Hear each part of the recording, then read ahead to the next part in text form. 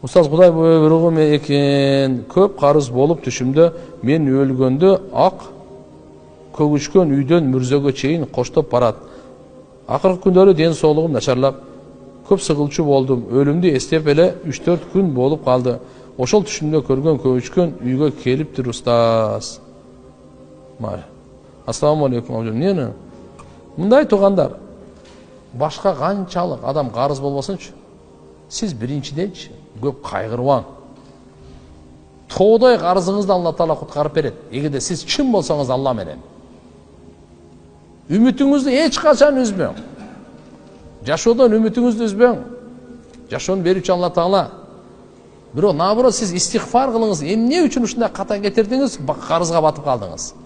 Туура эмес сизден кадам болуп калды. Алла Таала сизден истигфар күтөт, кечирим сураганды күтөт. Кечирим сураңыз, кечирим сураңыз. Исрапкерчиликтин жолун жабыңыз. Иншалла. Такыбалыктын жолун тандап, колуңуздан келген. Сиз айттыңыз, ошол кимге карыз болсоңуз, качпаңыз. Телефонду алгандан уялбаңыз. Мен нерден бармын. Өлбөсөм эле кутулуп берем. Мени кыйнабай тургула, мүмкүнчүлүк берип тургула. Мен Кудай кааласам ай сайын аз болсун иштеп иншалла берем.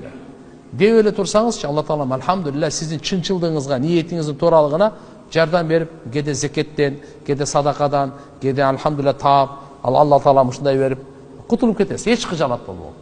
Сиз кыжалат болдуңуз, кайгыңыз кимге? Бала чакаңызга да. Сиз өлсөңүз да кутулуп кете беле. Бала чаканы келип кыйнайт.